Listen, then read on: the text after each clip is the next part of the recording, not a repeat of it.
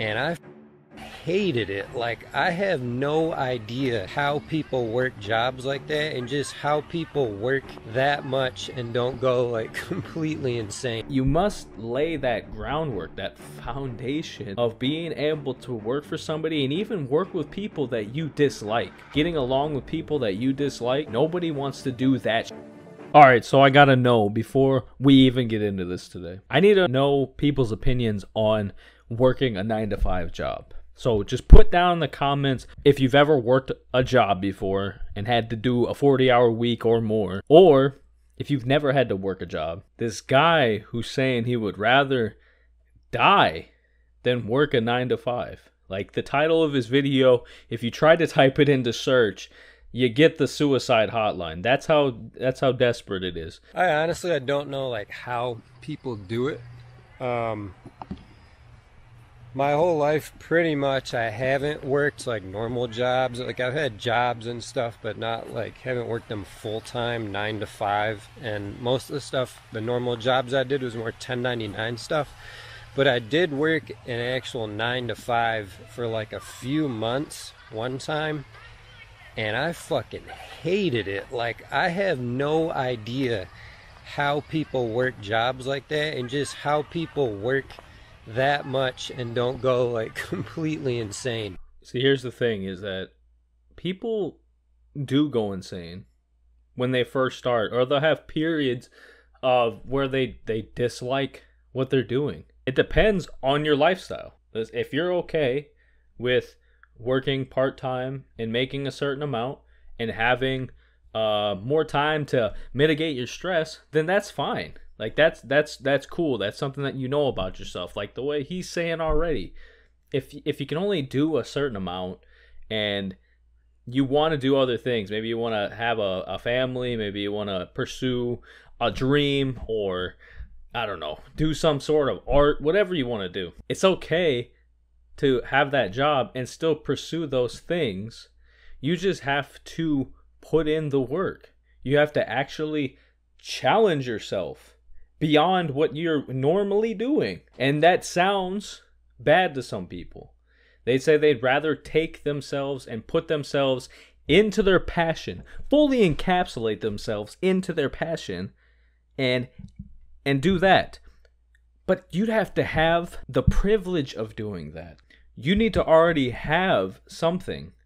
Maybe it's your parents, maybe it's some sort of sibling that's helping take care of you. You need some sort of backup in order to pursue a passion. It's not a given. That is 100% a privilege that most people probably don't understand. That means that you have that opportunity to do so. And I would say that a lot of people probably should take that. They should probably take the opportunity to use the system that was put before them with their parents and make it in the world. Make something of yourself. Pursue music, pursue art, pursue YouTube, pursue something. Make products, sell products on TikTok, whatever the hell you're doing. Like, even if it's shill work, even if you're starting a damn OnlyFans where you're selling, I don't know, you're financially dominating people or something.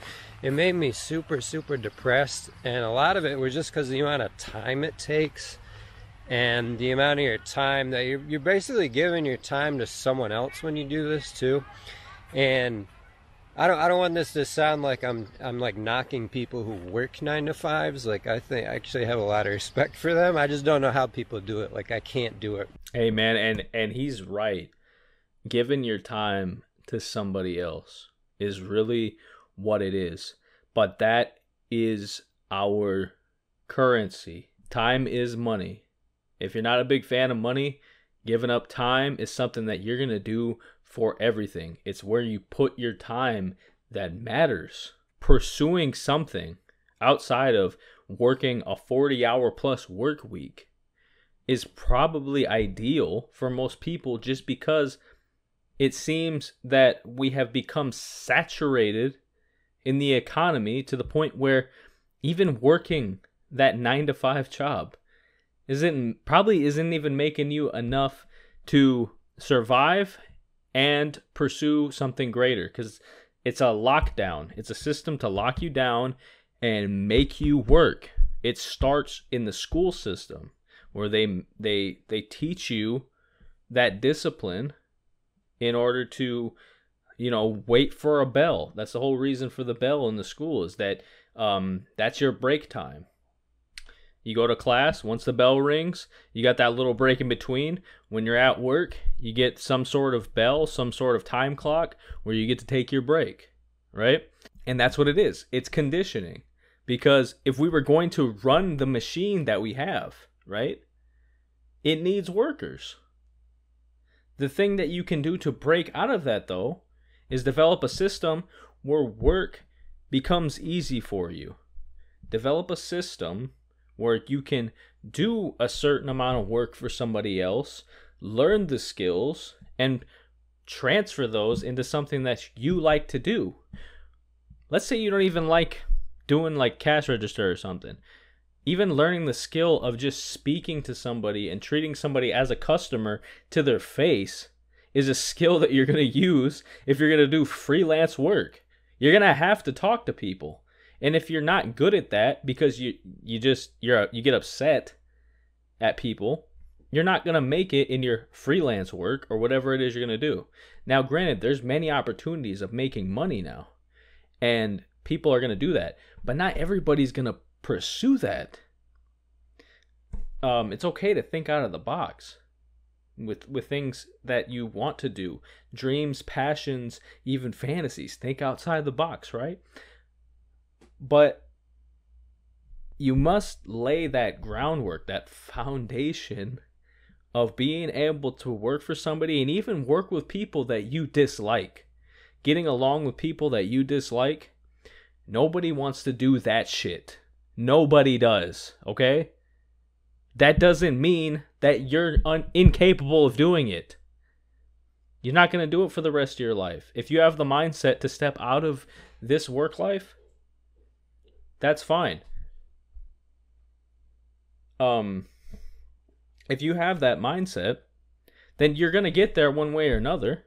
Just pull things back. Don't involve yourself and take all that time, like he's saying, take all that time up and just do that. You know, if you're focusing on your goals, let's say fitness is one of your goals, focus on fitness, make that a part of your day, and don't let that job get in the way. Make it clear to people that your fitness is important, because otherwise you wouldn't be able to do your job properly. And if you're doing your job good, people will understand that that's part of who you are. So you sort of make the things that you generally like to do in life, you find time for those, and then you mold that into your personality as well as being someone who can work in a system. Because eventually, when you become your own boss, you're going to have to develop a system anyways, and you might end up hiring employees in the long run. People might be doing freelance work or remote work for you, which is a lot more enjoyable than being on site and having to be surveilled the entire time. Yeah, there's just it's not either or at this point. You can like pull from either sources. You can pull from freelance work and understand what it's like to be the boss, and you can work under somebody and learn what it's like to be the worker. Made me super, super depressed, like I was saying. I felt like I had no time to do like anything. I don't know, like there are people that work 9 to 5s and work out regularly and have kids. I don't know how people do that. Like I felt like crap. I was only working out like once a week, where normally I'd work out very, very regularly. Honestly, a lot of them probably like abuse drugs and stuff, dude. A lot of them probably find other outlets. They probably cheat on their wives. They do other things that fill their time.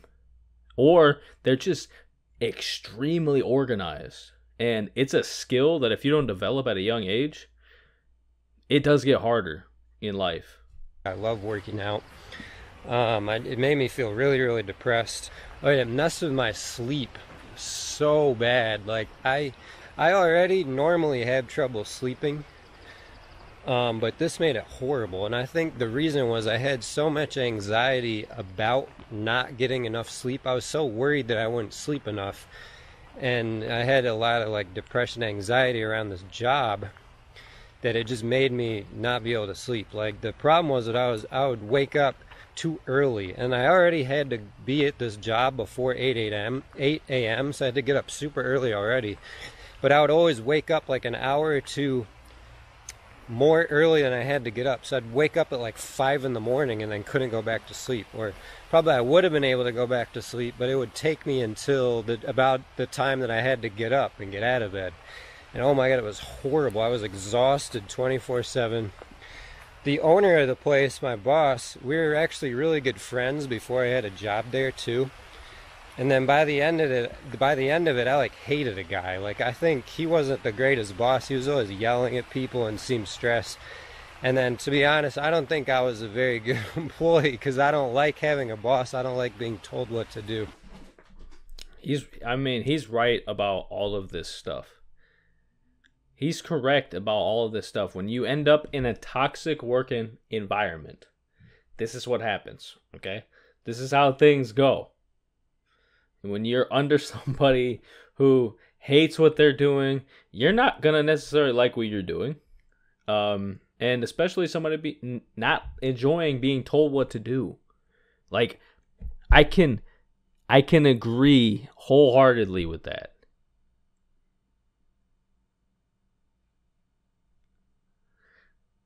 But my advice, if you have to do it, if you're trying to get out of a situation and you need money and you need to just stick to the job you're doing, just do your best to let go of those feelings of being anxious about your performance or about having to do it so much.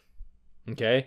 Realize that the job is a utility for what you want to do later, for what you want to make of yourself. It is a learning experience, is what it is, okay? Pick it apart into pieces. Figure out exactly what it is that the job is giving you. Realize what you like about it, what you hate about it. And if you really think that you can do something else and you don't want to do that, then leave. Just stop. Find something else. Cut back your hours. Cut back your lifestyle. And if they don't agree with you and things are just toxic, look for a new place. Find something part-time. Just keep looking. Keep searching. Find something else. Because there's no point in sticking to something that you completely dread. And if you're on the verge of hurting yourself over something like that, then I would not stick to it. That's not a good idea. But there's also a part of you that you can develop. You can calcify your brain and strengthen yourself through this adversity that you're going through, having to deal with a shitty job. It'll make you a better person. It'll make you realize that a lot of things in life aren't that hard. They're not that difficult. And you can overcome a whole lot. But it is going to take some time and thinking about it. Letting that feeling go of like, if I ended up homeless, I'm fine. Because at least I don't have to go to that fucking job. Right? At least I don't have to do that thing. You got to be able to just let go of it. Like, you got to be able to just fucking walk out. And if you have that confidence of I'm just going to walk out, then like, yeah, whatever. But still do the job to your best of your ability. But just don't rely on it. Ever. Don't build up certain parts of your life so that you end up having to rely on that thing.